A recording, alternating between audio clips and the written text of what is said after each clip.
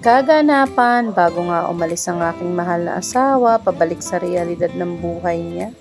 Eto na nga at napag-grocery nga kami ng mabilisan gawa nga ng babalik na siya sa barko at maraming busy moment nga ang nakaganapan namin last month. Habang nga nagyoyosi siya sa labas, ako naman siniset up ko na ang aming munting lamesa para makakain na kami ng dinner. Bumili na nga lang ako ng barbecue at ng mauulam namin kasama na ng takoyaki na favorite ng anak namin. Gawa nga nang hindi na kami nakakain doon sa labas, sabi ko dito na lang sa bahay para makapagpahinga na ang buntis. Yung mga moment na nga to, sabi ko sa asawa ko, magpahinga na muna saglit para makapag-ayos na.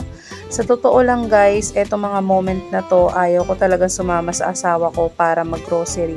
Kasi tamad na tamad ako.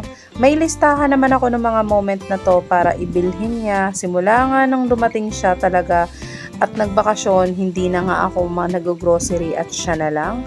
Kaya etong video na to, napasama nga ako dito sa grocery store, gawa nga ng sabi ko, sige sasama na ako. At the same time nga, sinabay na namin sa pag-grocery yung babaunin niya sa barko para isahan na lang pagod. At the same time, matulungan ko nga siya sa pag-a-arrange. Yung mga moment na nga to, eto sinicheck ko na yung mga price para nga separate na nga namin yung mga pinamili namin. At yung mga moment na to, eto na nga sineseparate niya na rin yung kanyang mga pinamiling grocery. Aba naman, nabubulol tayo guys.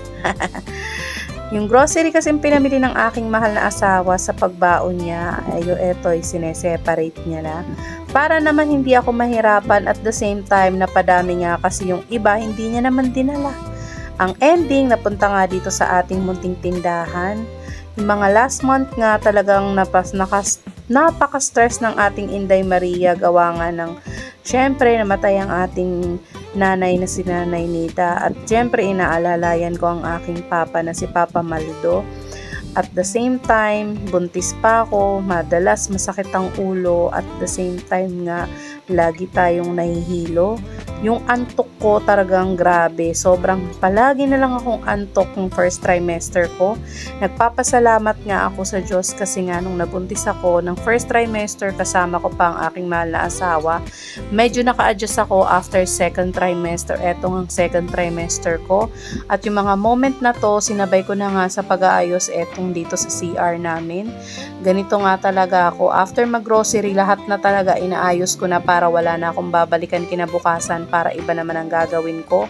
Kahit nung nakaraang araw nga inilinis ko na to, eto ipupunasan ko ulit para talagang malinis. At eto na nga, nililinis ko na nga ang CR namin at the same time nga inaayos ko na yung mga stocks namin kasi nga naman sa sobrang busy ng schedule, ang dami nating responsibilidad na kailangan unahin, ay hindi ko na nga check yung mga stocks namin dito sa bahay, gawa nga ng sobrang busy ni person at the same time laging antok. Iba talaga ang pagbubuntis ko na to, talaga naman napakatamad ko guys. Kaya nagpapasalamat ako natapos na yung first trimester ko at nagsisimula na naman ako magsipag. Salamat sa panonood at suporta nyo guys. Bye!